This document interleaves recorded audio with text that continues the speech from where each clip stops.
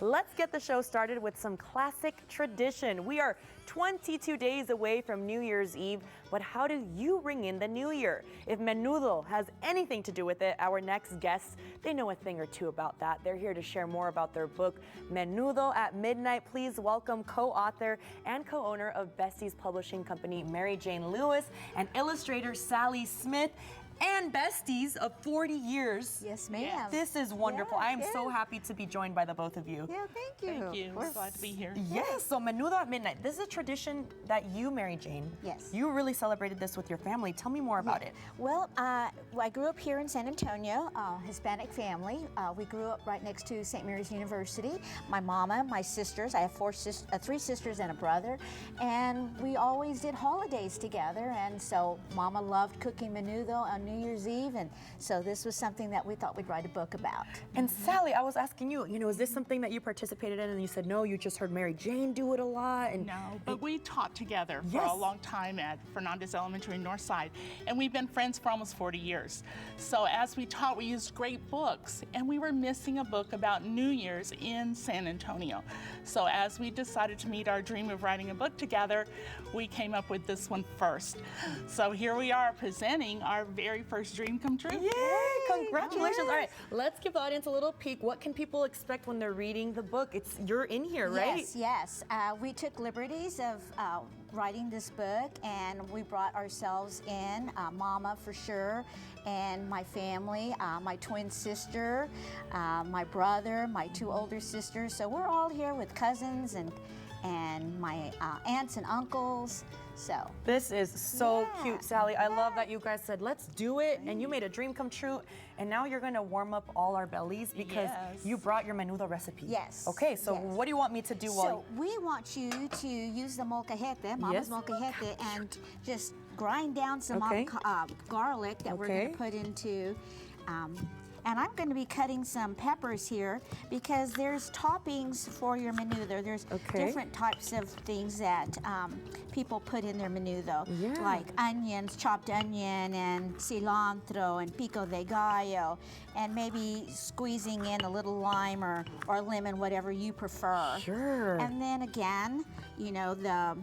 always the Mexican table will have a little bit of everything. There's even some Mexican oregano that you can put in there. Yum. And so it's just a matter of what you want on your menudo. Okay, what would you like me to do with the garlic? Okay, so we're going to just put a little bit. If you will put a little bit and put it into the pot of menudo that's cooking away. I won't put all of it. Is that good? That's good. That's excellent.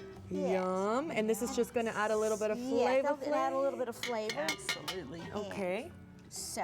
Perfect. Yes. And so how long typically do you cook your menudo for? It's kind of a process, right? Yes, it is. After you clean and you do all of that good stuff and you put in your spices, I'm going to say a good 4 to 5 hours to make your tripe really tender. Sure. So.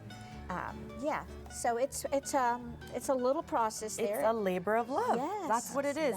And Sally, I know you guys are probably still friends with a lot of teachers. Do they have the book in their classrooms here? Are you guys going to go out and do some? You're doing some presentations, right? Yes, we've been presenting a lot of Northside schools. Next year we want to go to other districts because we did teach in other districts.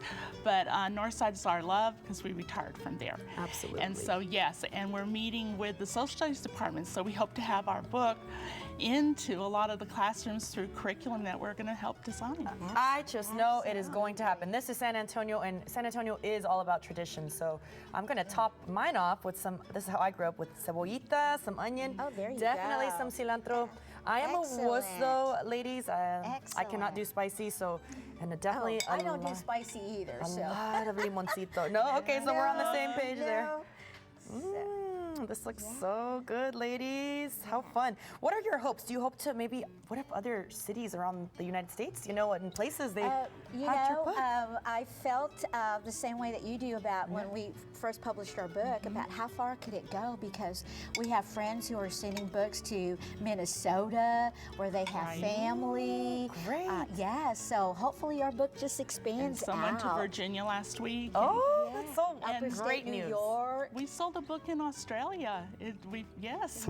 Well, So I'm telling it's you, all over the world. this is just the beginning for y'all. How can people get the book? I know you guys have something going on at the Guadalupe Latino Bookstore and Gift Shop, right? Yes, Absolutely. yes. On this Friday, we are part of the Texas Author Series. Okay. And we Yes. are presenting from 6 to 8 at the center. Okay. Thanks to Alma Pina for having us come out and taking a risk on us. And so we're just excited to share our book with the So our Hispanic book community. is in their bookstore, and it's available on Amazon. Perfect, ladies. And I know our screen says September, but that's a little typo there. It's this Friday, Yes, December 13th. yes. So make sure you get 6 out to there. 8. Please come. You're Perfect. welcome. Well, thank you. Cheers to you, ladies, with all the menudo, and a great Happy New Year to both of you. Well, Same thank to you. you. Thank you, y'all. same to you. Thank you. Stick around, y'all. There's more coming up on the